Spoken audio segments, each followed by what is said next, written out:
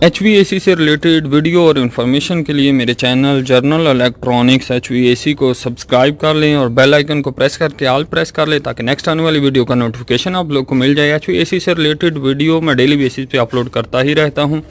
और अगर गाइज आपने मुख्तलिफ़ किस्म के ACO की वीडियो देखनी हो तो मेरे चैनल की प्लेलिस्ट में जाएँ और यहाँ पे बहुत सारे आइकन बने हुए हैं मुख्तलिफ़ एयर कंडीशन के, तो वहाँ पे आपको बहुत सारी वीडियो मिल जाएंगी। यानी कि आपने अगर स्प्लिट यूनिट की वीडियो देखनी है, अब चैनल की प्लेलिस्ट में जाएं, यहाँ पे स्प्लिट यूनिट का आइकन बना हुआ है, उस आइकन में जाएं और आपको इस आइकन में सिर्फ स्प्लिट यूनिट से रिलेटेड बहुत सारी वीडियो मिल जाएंगी। इसी तरह अगर आपने चिलर्स की वीडियो देखनी है तो आप प्लेलिस्ट में चिलर वाले आइकन में जाएं और यहाँ पे आपको सिर्फ चिलर से रिलेटेड बहुत सारी वीडियो मिल जाएंगी। इस तरह प्लेलिस्ट में और बहुत सारे आइकन बने हुए हैं जैसा कि split unit, duct split unit, fan coil unit, fresh air handling unit, air handling unit, chillers, इस तरह और भी। तो आपने जिस भी किस्म की वीडियो देखनी हो चैनल की प्लेलिस्ट में जाके आइकन में जाके देख सकते हैं। वालेकुम गाइस, मैं हूं रिजवान। गाइस ये एक थर्मोस्टेट लगा हुआ है जो कि 3 फेस यूनिट के लिए लगा हुआ है, 3 फेस डक्ट स्प्लिट यूनिट के लिए। तो इसमें कंप्लेन है कि ये साउंड कर रहा है, जैसे ही थर्मोस्टेट ऑन करते हैं तो आवाज़ आती है।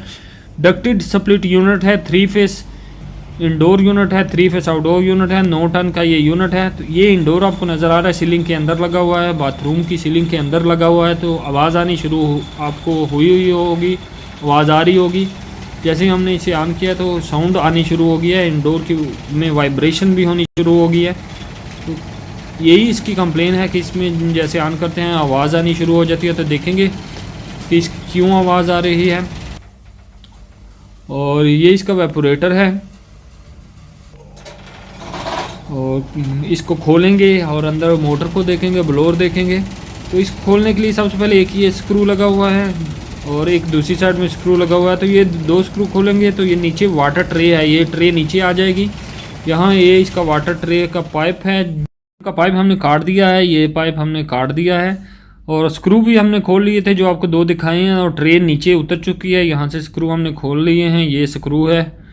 तो ट्रे आप देख सकते हैं नीचे उतर चुकी है। वो इसमें ड्रेन ट्रे है, इसमें पानी इकट्ठा होता है, ये इसकी मोटर है।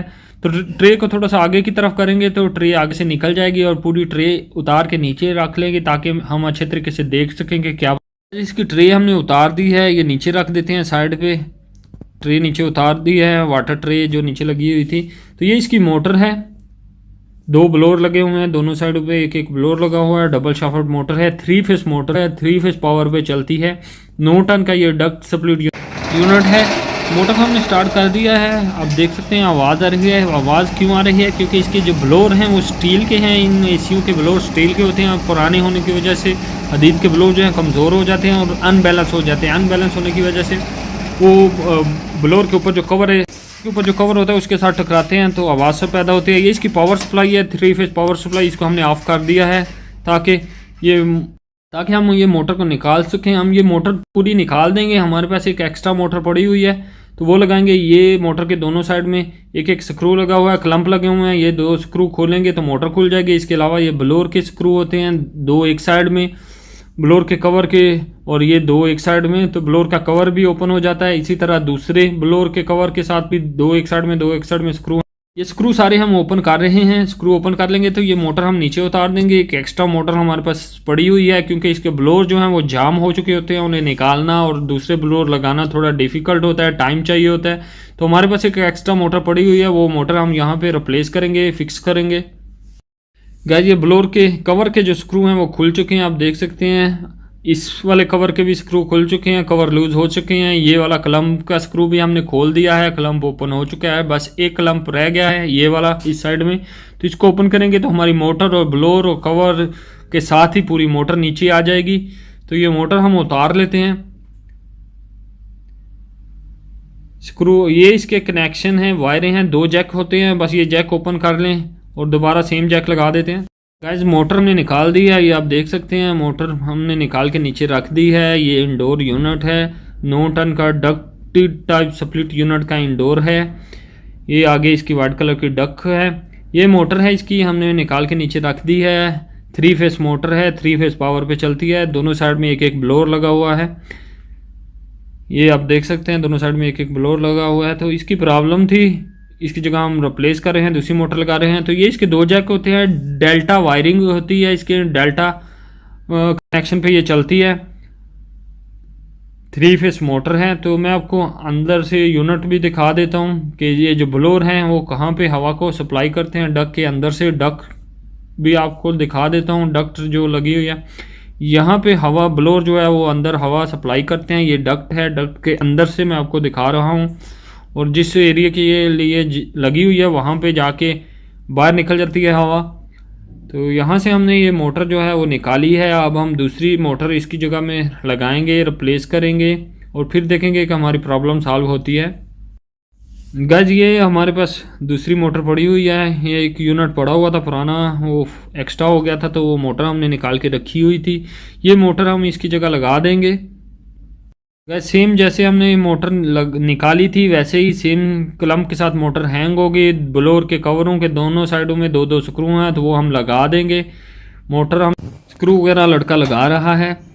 और ये वायर हमने इसलिए बांधी है कि पुराना होने की वजह से मोटर के दोनों साइड में जो रबड़ होते हैं वो कमज़ोर लूज़ हो जाते हैं, तो वायर बांध देते हैं ताकि मोटर जो है वो घूमे ना। जब 3 फेस पावर से ऑन होती है तो मोटर झटका मारती है, घूमती है, तो वो मोटर घूमे ना, इसलिए हम एक वायर इसको बंद कर देते हैं।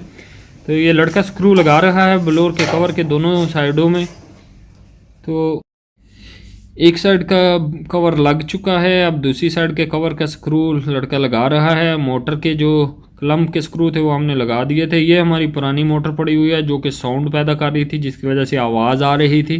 तो इसको हमने रिप्लेस किया है। 3 फेस मोटर है, 3 फेस पावर सप्लाई पे वर्क करती है।